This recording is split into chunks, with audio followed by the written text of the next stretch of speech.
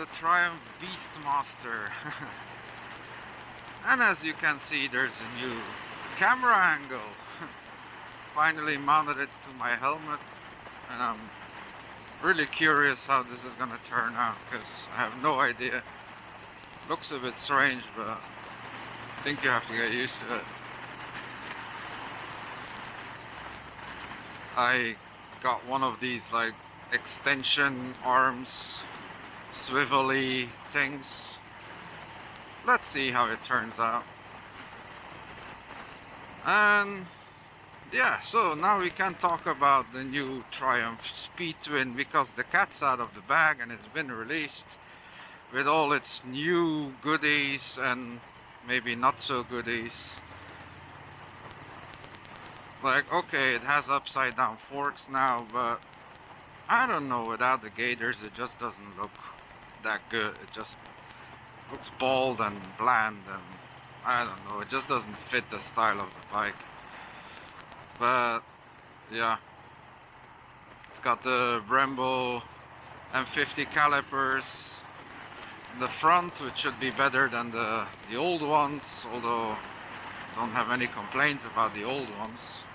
If I want to brake, I can still brake. Yeah, a lot of people were complaining about the squealing of the brakes, but that actually got solved pretty quickly when I just replaced the brake pads, so it's not actually a big issue.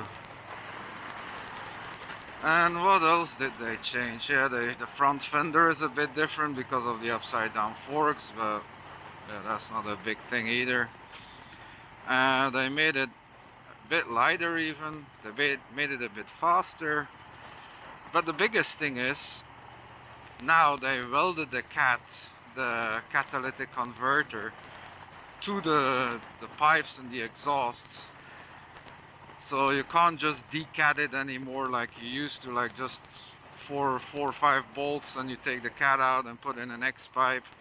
Now it will require a lot more work, and I'm actually starting to think that these motorcycle manufacturers are in cahoots with the exhaust manufacturers to sell more full systems instead of slip-ons.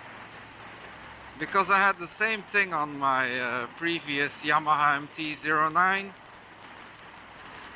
where the whole exhaust system was just one system, and if you wanted a slip-on you had to cut it up yourself, which I, to be honest, never did because I didn't feel like cutting up my bike. Well, not the exhaust system actually.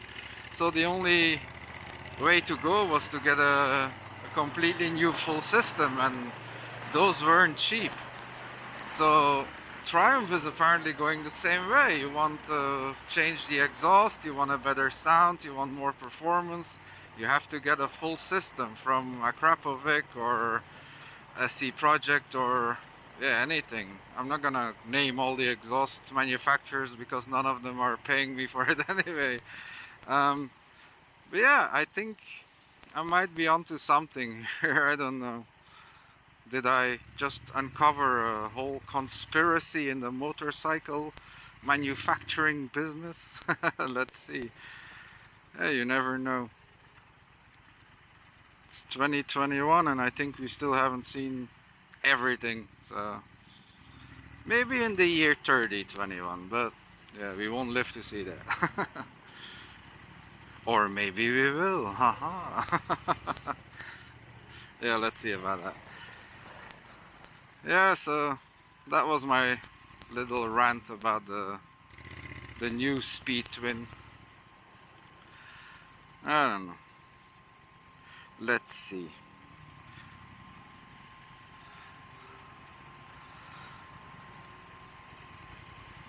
What is with this traffic today? It's almost 2 p.m. Why is everybody out and about? Why am I out and about? Maybe these people think the same about me.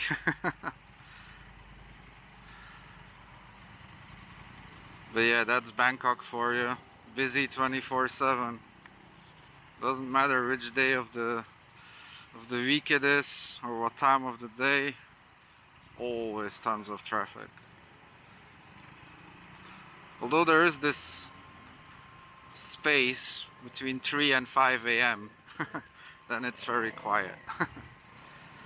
But then I'm in bed most of the time then. And most people are then too, probably, so come on.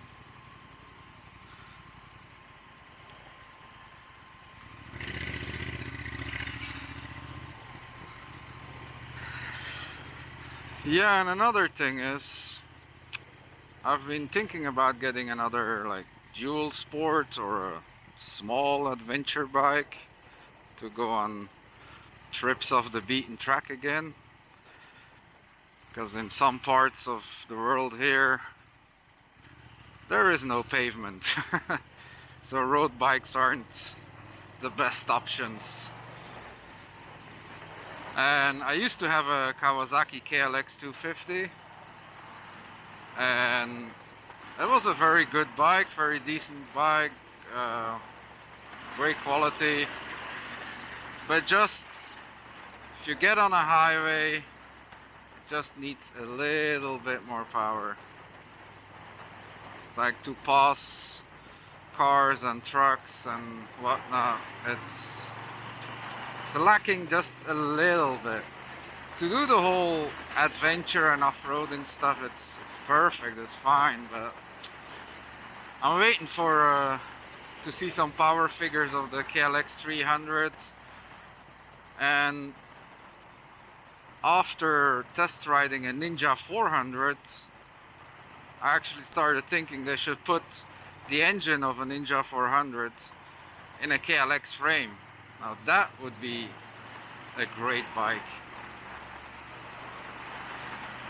There is also the Versys X300, but because of the weight and all that, might be lacking, so I'm actually thinking that Kawasaki might put the 400 engine in there at one point, so then you get like 40 horsepower, which should be alright. There's a CB500X, which is a bit boring and bland because it's a Honda, but because it's a Honda, it's unbreakable, so that is one option, because yeah, whatever I buy I will make it mine anyway, so make it more exciting to look at.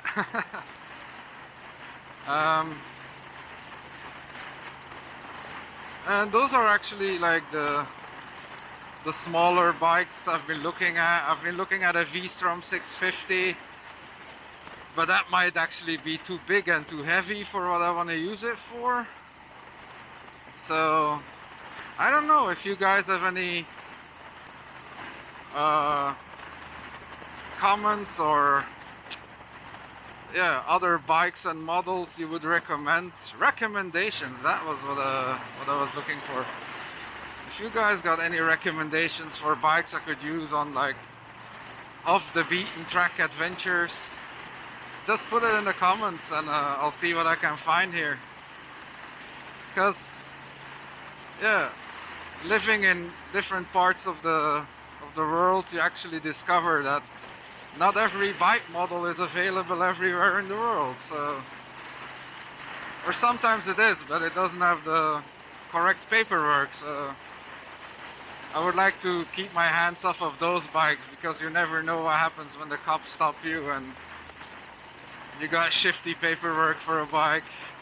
So yeah, let me know and I'll see what I can find out.